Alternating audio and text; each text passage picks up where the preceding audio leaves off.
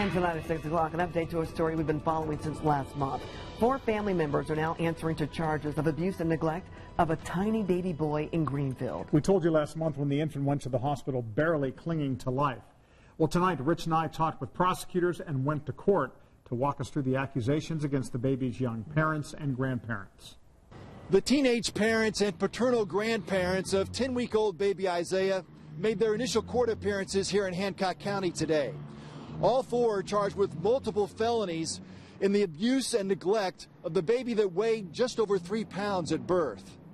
41-year-old grandfather Heath Kimberlin and 38-year-old grandmother Pearl Holland said nothing on their way to and from court.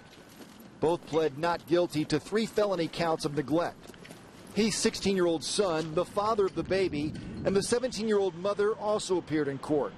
Authorities believe in this home in Greenfield, Isaiah suffered injuries on 2 separate occasions, consistent with shaken baby syndrome.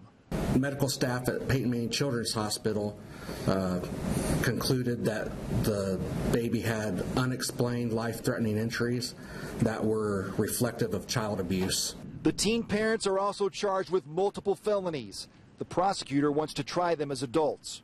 Given the nature of the offenses and given that it was a variety of statutory, given the statute, the things we need to meet under the statute we believe are there. The baby suffered a broken leg, broken ribs, neck, spine, and brain injuries in November. We don't know what the prognosis of the child's going to be just because of the young age, and we will not know what the long-term effects of the child are going to be till several years down the road just because of the early stage of development of the child. The 4 are also charged with neglect by failing to seek timely medical attention when the child was ill and would not eat.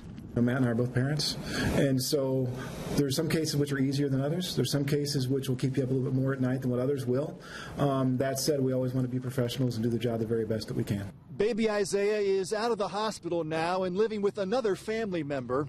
The hearing to waive the teen parents to adult court and the trial for the grandparents are scheduled for January. In Greenfield, I'm Rich Knight, Channel 13 Eyewitness News. And tonight